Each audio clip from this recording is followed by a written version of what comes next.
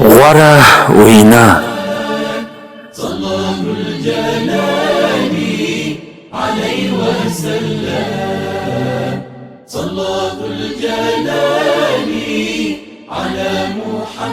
خپل ځان لوړ ګڼل او نور حقیره ګڼل دا د مؤمن او د مسلمان کار نه دی.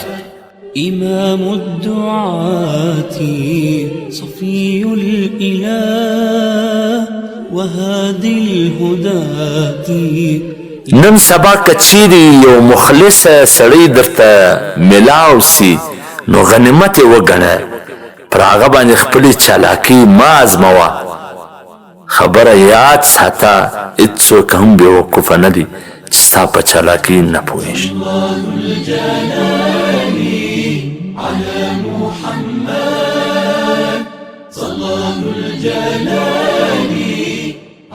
کله کله د یو ښو خلکو څخه هم غلطیانې کېږي، نو د هغه دا مطلب نه دی چې هغه بد دي، بلکې دا مطلب دی چې هغه هم انسانان دي.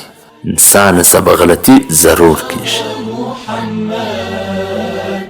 لقد جاء داع لأمر مطاع على فتى. د هر کامیاب سړي و شاته یو تکلیف ده کیسه وي، او د هر تکلیف ده کیسې انجام کامیابي وي. نو ځکه د تکلیف برداشتېدلو عادت په ځان کې واچوه او بیا به پر مخ ځې او کامیابۍ ته تیار اوسه.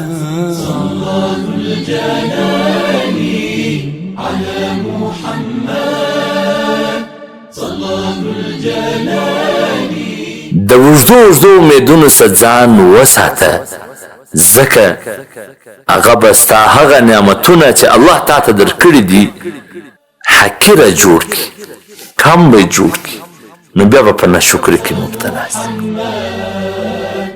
كريم الإباء رفيع المقام عظيم الأمان. په کوم ځای کې چې هر ځلې د خپلو خبرو صفایي کول غواړي نو هغه رشتې بیا ډېرې کمزورې وي او ژر ماتېدونکې وي.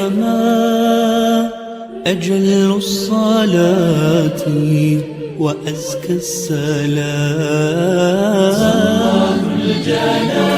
په کومه ورځ چې موږ تاسې په دې پوه شو چې دا مقابل سړی غلط نه دی، ځکه صرف د هغه سوچ زموږ څخه جلا دی، نو هغه ورځ به ستا ټولې پریشانۍ ختم سي.